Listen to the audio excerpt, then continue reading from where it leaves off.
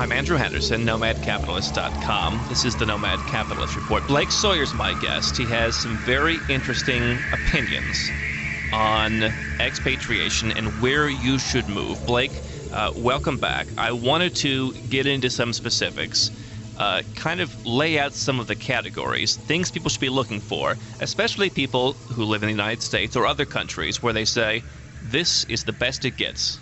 I have a personal belief system that there is a cabal of people that want to bring about global government.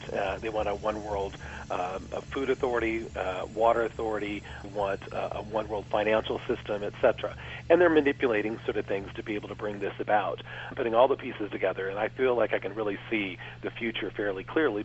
I think that what people really that are aware, astute, and educated, they're seeing these things transpire, and they want to go live in a safe haven, someplace that is going to be safe from nuclear war and potential calamity, whether it's famine, disease, ruthless governments, democide, which is the leading cause of death in the world today, governments killing their citizenry. My thing is, a lot of expatriates, they just want to go live on a beach somewhere with palm trees swaying in the background. I call that jumping from the frying pan into the fire. I have a perspective, go to some place that is safe. There's a few really super safe places on the planet. It seems there are certainly several categories of expatriates. There's the retirement type expatriate or the business on the beach candidate, and there's the larger city type expatriate. They're going for economic purposes to Hong Kong, what have you.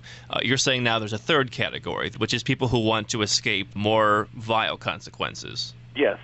And I think that the handwriting's on the wall, so to speak. I think people see this.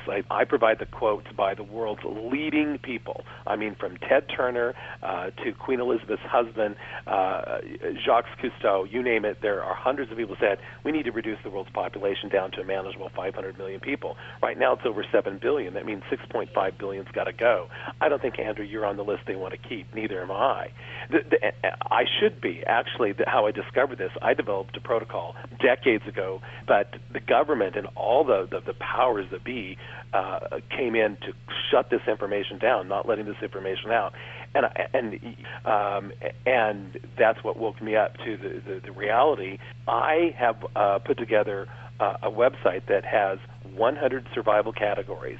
100. I put every one of the 200 countries in the world through those 100 categories, and there's a rating system. And so there's the best, number one, gets the most points, if you will, and there's the 200, the worst survival category. I can still live in a first world country. I can still live a very high quality of life. Give us an example. Give us kind of in the scope of the United States as a benchmark. Give us some examples of what people should be looking for.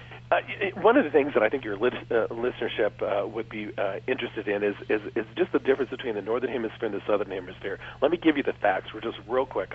90% of the world's population lives in the Northern Hemisphere. Only 10% lives in the Southern Hemisphere. If you only included the countries that are totally wholly in the Southern Hemisphere, 5% of the world's population. 95% of all the pollution generated in the world is in the Northern Hemisphere. You think, why is that a big deal? Well, all the air and water in the Northern Hemisphere stays in the Northern Hemisphere. Same thing in the Southern Hemisphere. And people say, but how can that be? There's not some big, huge plexiglass 500-mile tall wall that keeps the hemispheres apart. No, it's called the Coriolis effect. The air does not cross the equator, and neither does the water in the oceans. So in the Southern Hemisphere, you have fresh water. You have clear skies. In fact, 85% of the rainforests in the world are in the Southern Hemisphere, cleaning out 5% of the world's pollution. In the Northern Hemisphere, you have this incredible amount of tension. There are wars over religion, food, resources, borders, you name it, ideology, etc. The Southern Hemisphere, outside of some things going on in Southern Africa, is peaceful, it's tranquil, it's quiet, it's completely different. There's a huge, huge difference. I talk about Fukushima because Fukushima is a reality, but if you had nuclear war or Fukushima, whatever, you have circumventing nuclear radiation in the Northern Hemisphere. None of that will cross the equator and go into the Southern Hemisphere. It will not, hurt the crops and make the crops unedible. It won't kill the people over a slow period of time of radiation, etc. So the Southern hemisphere really is the place to go. Of course, the southern hemisphere, the first world countries, the only really first world countries in the southern hemisphere are Australia, New Zealand, South Africa, and Argentina. Right, so many people who are from a Western democracy, they look at that, they say, all right, perhaps Australia. I don't know that Australia, from any kind of tax or freedom from laws perspective, is better than anywhere else. Perhaps New Zealand, somewhat. The continent of Africa, South America, they say, there's nowhere I'd really like to go. Where are they wrong? You put together what is important to you. If you have to have culture, I list all the safe havens that have culture. If you want beautiful scenery, I list all those. I mean, there are so many different categories. You can find a place that is a safe haven. Now, if you're looking at this from the perspective that I do, you want to survive ruthless governments, you want to survive pandemics and epidemics. Let's say climate change. Some people believe in it, some people don't believe in it. I happen to know that the magnetic field of the Earth is very much weakening, and it's heating up the center of the Earth, and that's why we're having all these problems. I don't believe it's particularly caused by human beings, but I do believe that there's global climate change, and there's going to be a lot of potential disasters because of it. Volcanoes, earthquakes, rising seas, etc. If you want to know where you're going to be able to survive all these things, you can, and you can find a place that is first world. It doesn't have to be a third world country where little kids run around naked and they pee and poop and play in the same puddle. Third world is third world. It's difficult. Most people are sophisticated and they want some culture, and there are a few places that are first world that you can go to that are going to be viable places to live. It's an interesting point that you make. Certainly, you can visualize New York City or Europe or what have you. People go there as tourists. It's hard to imagine a place in South America, for instance, and it's easy to go to the place that they do have the image you described. People are running around naked, and we're living in mud huts. In reality, almost every country in the world is somewhere that you could live and you could expatriate to. But for our audience of capitalists, explain how people can go to these places. No, because I really do believe it's a personal choice. There are people that can go expatriate, and they don't have to have a business. There's others that will need to have a business to live the lifestyle they want to live. In this day and age of the internet and entrepreneurships available, there are many countries that invite entrepreneurs to their country to develop businesses. They give tax breaks and credits, etc. It's a personal choice. I will tell the capitalists out there, you could have all the money in the world, but if you're dead, you're dead, okay?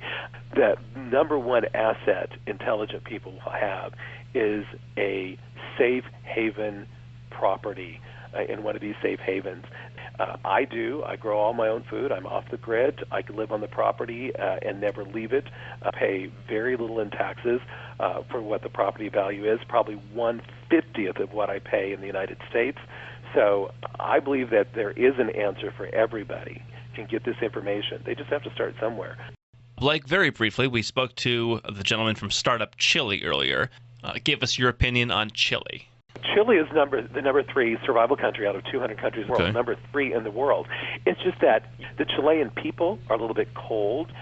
Chile is a very narrow country. There's just a very few areas that are really kind of ideal. They have bajillions of volcanoes. They lose about 20,000 people every decade because of earthquakes. It's an interesting perspective. EscapeTheUSANow.com. Blake Sawyer is my guest. He is a global entrepreneur with his own business. An interesting point you made, Blake. We'll get into this some other time. Interesting point, though, that certainly freedom from laws is important in that governments can always decide what the new law is, and something that was never considered to be against the law before could change at any moment. Always important to be diversified. EscapeTheUSANow.com. Blake Sawyer, my guest. I'm Andrew Henderson. This is the Nomad Capitalist Report.